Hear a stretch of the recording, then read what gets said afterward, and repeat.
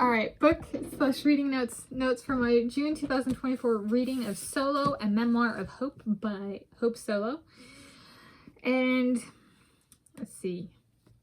I'm Tanis Coralee Leonhardi, she, her, hers of Seattle. This is my June 2024 reading of an autobiography / memoir on soccer player Hope Solo.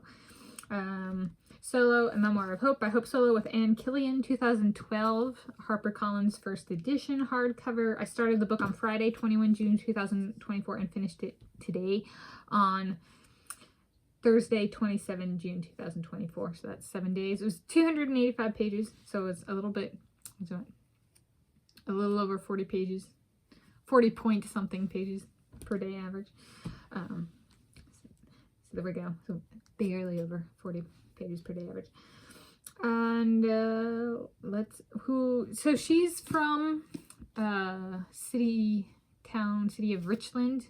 I'm filming this in and I'm from Seattle area. So Richland's like 2 to 3 to 4 hours that way from Seattle. So it's not far away. And she was born in the 1980s, and I was born in the early to mid 1990s. Like, 1990s. For all we know, she's gonna buy the Cheetah's house next door someday, and it's gonna be like, look, he's living next to us. Or maybe she moves in here with my parents and me. Am I still here? I don't know. Anyway, she's a local lady in that sense. Not from too far away from here, if that makes sense. And this is a copy I put on hold through the library system, the King County library system. And so there we go. Book notes, including construction and design. So it's got a picture of her. It has, there wasn't a whole lot of, I guess there was. It was like, but it didn't come across, there were breaks in paragraph like this, but it was like sectioned breaks as opposed to like, it was like a progression kind of break. The text was full text, not too big of spacing. I actually liked it. For the top of the pages, it's her last name, Solo, or surname, family name, last name, Solo, and the name of the chapter. Instead of the name of the book, it's the name of the chapter, and then the page numbers. There were 2 groups of pictures. It's 285 pages. There was an acknowledgement section. I liked it in terms of formatting. I liked the full text pages without big spaces or stuff. And the text size was fine. So, anything else? There was there's a nude picture of her in here where part of her is covered, and I did not write it, but somebody wrote in blue pen, "Great athlete and strong person. Love that she's from Seattle," and a heart. And I'm not going to show it because it's not my picture, but like, I thought I didn't write it in the book, okay, but I'd share it. So there we go. Yeah. Reading notes. So I marked a few things. Do I have any just overarching things?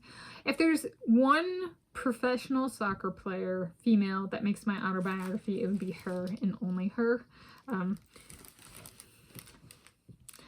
And I think for my own personal story, it was more of, I started running in January 2006 with myself as my coach and dietitian / nutritionist and stuff.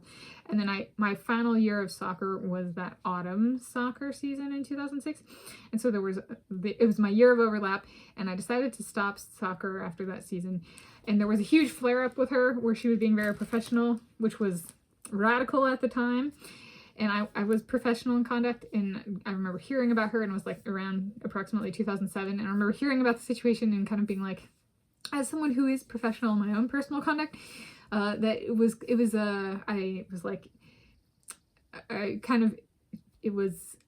it as a little bit of like confirmation from the universe that I had made the right decision. I was like, if I want to have a career where people take the sport seriously that I compete in, running is better, because even if the people don't take it seriously, since I am an individual, I can still take myself seriously and not have the kind of really toxic team environment that she had to survive. So yeah, so in that sense, she would make my story, but it's kind of like as a transitional reinforcement, maybe is a way of phrasing it. So yeah. And that was, like, it was just about the situation, not actually that she's, from local, right? So I thought that was kind of a cool, like, the input isn't local, it's a something, the input is professional, and did I make the right call? And I did. And it just turns out that she's from not too far away. All right, so on page 33, she talks about how her soccer team, like her youth soccer team, got better and became a select team. And I had actually forgotten that a little bit, is if a youth team becomes good enough, it can become a select team. Sometimes there are select players who like join a select team and then compete with those of us who are like on recreational teams and leagues and stuff. And then they go to the select team, but the entire team itself can become a select team if it's good enough, and the players commit to it. And that was actually something that was brought up when I was in soccer. It was like the people who were year-round swimmers, wanted that additional like high-level sporting thing, and there were those of us who were like, we can't afford that. We're already committed. Like one person was on choir. One person had parents who were like either going through a divorce or about to go through a divorce. I couldn't afford it, same as my family. And I was like, I'd gotten, the medical people, the doctors were like, you need to watch your weight. You need to get more calcium. You need it. And I was like, I had committed full time to my health, which ended up resulting me in leaving soccer because I was focusing on running and I could get more play time, so to speak, running of my own initiative than I did in soccer and stuff like that. And the team dynamics were just kind of, I was like, I can get it done with running, right? So yeah, but I remembered that when I was reading this, it was like, it was a really interesting one because like there was the club year-round swimmers kind of thing, and it was just, there was a discrepancy. I think it was like one from my team, one from a different team, and they were like pushing it, and there was this discrepancy of like, we can't afford it or we're already committed. And I think it was potentially a little bit of a wake up for them of like, they were too late. But not that it would have happened anyway, but like, yeah, it was, which was kind of like, they were the club year-round swimmers, they're always ahead, so it was interesting dynamic is what I'll leave it at. Oh, and then I guess I had heard about her before the 2007 flare-up. Let's see, this is page 153, about ashes in the goal. And I remember being like, I hope they really don't mean she's putting ash in the goal. That's kind of a rude thing to impose on other players. It was after her dad died. There's like,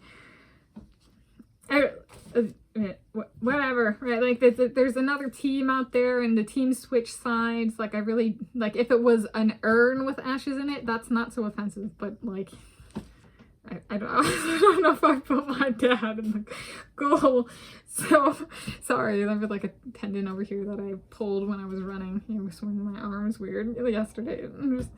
So I'm laughing at it. It's hurting, but yeah. So it's like, if it's an urn, it's not really a problem. If it's not an urn, just like, it's not really mindful of the other team, if nothing else. So, okay, and then page 174 is partway through this flare-up of essentially, so there's some really catty girls on the team, really kind of stuck-up, prissy individuals. We'll avoid swear words. And so, and they really want to kick her off the team in this competition. And so they go behind her back, multiple, to the coach to complain about her. And the coach himself is a bit of a turd. And so then the coach comes to like, berate her, calls her down to the special meeting after these other girls try to kick her off. And she's not being played in this tournament. She's the goalkeeper. And she's like figuring out as it's going on, like, I could potentially be kicked off the team because I'm not playing. Right, like I'm not even getting a chance, so I need to speak up for myself. So she goes in and she goes, so they're about to kick her off the team, and so she goes, she's smart, she's very intelligent. She's like, I'm a professional. I'm going to pitch myself as you should play me in the goal. Which, because she wasn't being played, is like a, instead I'm better than the other person. Which, as someone in science, that's how we get hired, right? That's part of the hiring process, is a ranking procedure. So it's entirely professional in other settings. And so she makes a case for herself of like, I want to play, you should play me. And then the person who was getting to play goal was like, you individual, right? Not using swear words, and like just starts backstabbing and like verbally abusing her. And of course the coach does nothing, and stuff. And I was just like, and it was very much a stuck-up, spoiled brat. And so then the entire team starts heaping on their harassment and assault and discrimination. I don't know if they physically berated her and she left it out of the book, but the coach also gangs up on her. It was just really bad, and I was like, right, they were not professional whatsoever in their conduct, and she was, right, and especially by like my standards, right. I'm somebody from a science background, right, or at least most recently a science background before what I'm currently doing. And so in that one, ranking was entirely, and she doesn't even rank, she just makes the case for herself. And I was like, wow, the other people don't have thick skin, right? And that's not even thick skin, that's a person being like in survival mode of, I just want to play the game because I enjoy this and I want the job. And it turns out, so the teammates have a problem with her, but the higher ups, like the people in charge of the soccer, don't ever tell her to leave or stuff like that. And that's by page 183, right? She's invited on the celebration tour and like all this stuff. So it was really just, you know, a bunch of really spoiled brats on the team, seeking to make her life miserable. Kind of like, what is it? The Ukrainian-Russian war, essentially. What's going on with all the bans on Russia, where it actually comes from is Ukraine took and was like, wanted to be known, that wanted to make it clear to the world that they are more valued than any individual Russian, including me, Tanis Coralee Leonhardi, she, her, hers of Seattle. So they put forward to a bunch of world governing bodies and stuff, an ultimatum of, and I've seen these documents, of they were, if Russia is allowed to compete, we won't compete. So what ended up happening in response to that is the governing bodies chose Ukraine instead of Russians like me, Tanis Coralee Leonhardi, and said, Russians, you're kicked out. Okay, so it's kind of like the girls on the team were trying to do that to Hope Solo, and Hope Solo did not get kicked off from the super higher up. So however, the team itself did treat her, what would that be, like she's Russian? Treat her like she's me. Yeah, this was a situation where I was like, that would be me, and I've lived out now. She was suspended for a while, but who got fired in this was not her, it was the coach that got like a fun tidbit as to how it played out. They're like, well, at least somebody got their comeuppance. Yeah, anyway, so that was page 103. She's not actually let go, but that also isn't where the coach was let go. And then page 216, the person, one of the people who went behind her back, she was an alternate. Hope Solo was an alternate and wasn't paid. And then after this flare-up, the person who did go behind her back and was really unprofessional and stuff was in the same position as Hope Solo, when Hope Solo wasn't paid and she was getting paid. And she brought it up with the lawyers, and she was like bringing up how all the team players were like, oh, here she goes again. And she points out, like, why is there a pay discrepancy between this one player and the rest of the alternates and stuff? And they're like, it's always been this way. And she was like, no, it's not. The last time this happened, I wasn't paid. And I had to travel. Right? And so, yeah. So then they actually did something. And I was just like, how rude. And that was lawyers. And I was like, it reminds me, lawyers are not about telling the truth. They're not about truth and fairness and justice. Otherwise, Hope Solo would have been paid. And the person who got paid instead should have paid Hope Solo the money that she got paid. But that didn't ever happen. They did make some pay corrections, but not to make it back acting. So there we go.